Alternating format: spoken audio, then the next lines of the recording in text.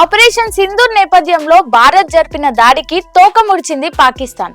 ఓటమి తట్టుకోలేక పాక్ ఉగ్రవాదులు మరికొన్ని ఉగ్రదాడులకు తెగబడతారని ముందే ఊహించి తెలుగు రాష్ట్రాల ప్రభుత్వాలు, ఇంటెలిజెన్స్ వర్గాలు అప్రమత్తమయ్యాయి. ఈ క్రమంలో ఓ భారీ పేలుళ్ల కుట్రను ఛేదించాయి. హైదరాబాద్, విజయనగరం ప్రాంతాల్లో భారీ పేలుళ్లకు కుట్ర పన్నిన ఇద్దరు వ్యక్తులను ఏపీ, తెలంగాణ పోలీసులు జాయింట్ ఆపరేషన్లో అరెస్ట్ చేశారు. విజయనగరానికి చెందిన 29 ఏళ్ల సిరాజ్ ఉర్ రెహమాన్, హైదరాబాద్ లోని బోయగూడకు చెందిన 28 ఏళ్ల సయ్యద్ సమీర్ కలిసి పేలుళ్లకు ప్లాన్ చేశారని పక్కా సమాచారం. Telangana counter intelligence unit, Andhra Pradesh intelligence విభాగం కలిసి ఈ ఆపరేషన్స్ చేపట్టాయి. ఇందులో భాగంగా పేలుడు పదార్థాలను కూడా స్వాధీనం చేసుకున్నారు.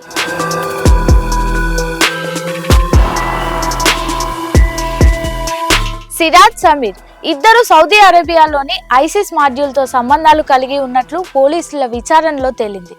సౌదీ అరేబియా నుండి గుర్తు తెలియని ఉగ్రవాద సంస్థ ఉగ్ర కుట్రల కోసం వీళ్ళిద్దరికీ గైడెన్స్ ఇచ్చినట్లు అధికారులు గుర్తించారు. ఇన్స్టాగ్రామ్ ఖాతా ద్వారా వీరితో సంప్రదింపులు జరపగా ఈ ఇద్దరు యువకులు దేశంలో పేలుళ్లకు ప్లాన్ చేశారు. డిగ్రీ పూర్తి చేసి గ్రూప్ 2 ట్రైనింగ్ కోసం విజయనగరం నుండి హైదరాబాద్ కు వచ్చిన సిరాజ్ కు లిఫ్ట్ ఆపరేటింగ్ సంస్థలో పనిచేసే సమీర్ కలిశాడు. సోషల్ మీడియా ప్లాట్ఫామ్ ఇన్స్టాగ్రామ్ తో వీళ్ళిద్దరూ కలిశారు. సౌదీ ఉగ్రవాద సంస్థ కూడా ఇదే ఇన్స్టా అకౌంట్ తో నిందితులతో సంప్రదింపులు జరిపినట్లు తెలుస్తుంది.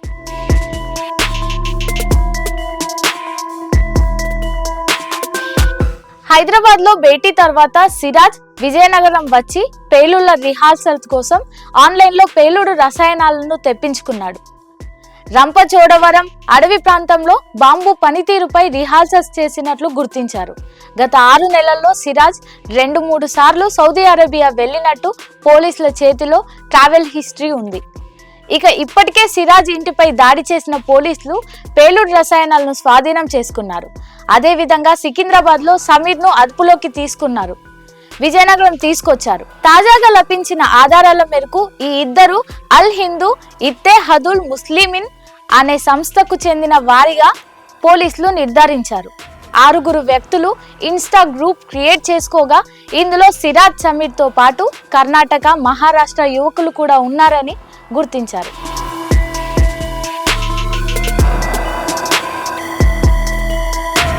ఈ 6 ముఠ 3 రోజుల పాటు హైదరాబాద్ లో కలిసే ఉందని ఐసిస్ హ్యాండ్లర్ సౌదీ నుండి ఇచ్చే ఆదేశాల అమలుపై వీరు చర్చించుకున్నట్లు పోలీసులు తెలిపారు. ఇకపోతే పేలుళ్ల కుట్రలో సిరాజ్ ప్రధాన సభ్యుడిగా ఉండగా సమీర్, సయ్యద్ హెల్పర్ గా ఉన్నట్లు తెలుస్తోంది. వీళ్ళిద్దరికి ఇప్పటికే విజయనగరం కోర్టు 14 రోజుల రిమాండ్ విధించగా పోలీసులు కస్టడీకి కోరారు.